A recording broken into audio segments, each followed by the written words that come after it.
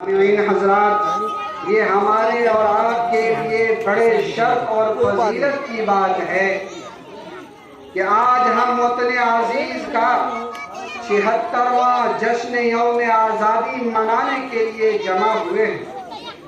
سب سے پہلے آپ تمام کو مبارکباد پیش کرتا ہوں اور آپ کا اس جامعہ میں پرزور استقبال کرتا ہوں۔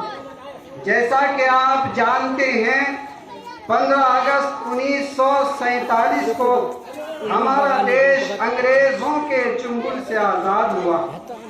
15 اگست اسلاف کی آرزوؤں اور خواہشوں کی تکمیل ہے۔ 15 اگست بزرگان وطن کی دیرینہ خوابوں کی حسین تعبیر ہے۔ 15 اگست جہاد حریت کا آخری تابناک ورق ہے۔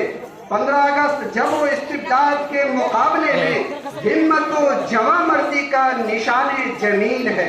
15 اگست آزادی افکار و خیالات کا خوبصورت موقع ہے۔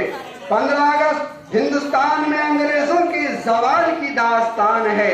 ہاں 15 اگست ہمارے ملک عزیز ہندوستان پر انگریزوں کے لیے غاصبانہ قبضے کی اداس شام اور ہمارے لیے آزادی وطن کے صبح درخشاں ہیں۔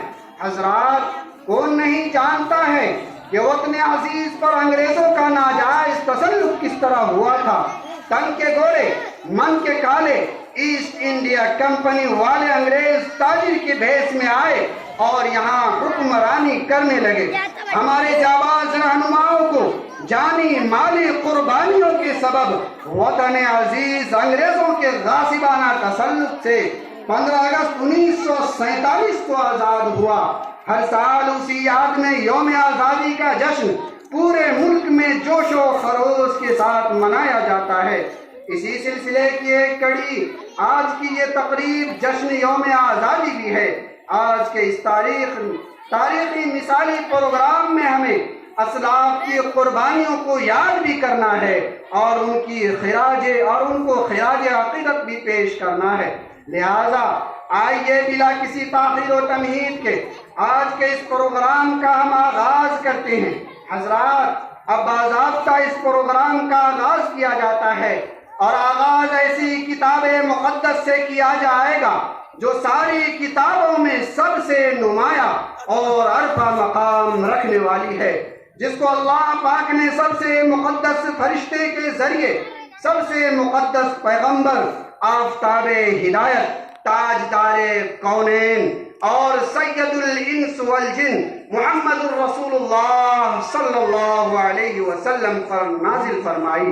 تو ہم اپنی مجلس کا آغاز اسی کتاب مقدس سے کرنے کے لیے دعوت دیتے ہیں ایک قاری قرآن کو، جس سے میری مراد عزیزی قاری خورشید سلمہ ہے۔ وہ تشریف لائے اور تلاوت کلام اللہ سے محظوظ فرمائے۔ قرآن کی تلاوت سے محفل کو منور کر، قرآن کی تلاوت سے محفل کو منور کر، انداز تلاوت سے سینے کو مصفر کر۔ پڑھ آیت قرآن تو اس محفل نزہت میں، نزہت سے گلستان کے ہر گل کو معطر کر موصوف تشریف۔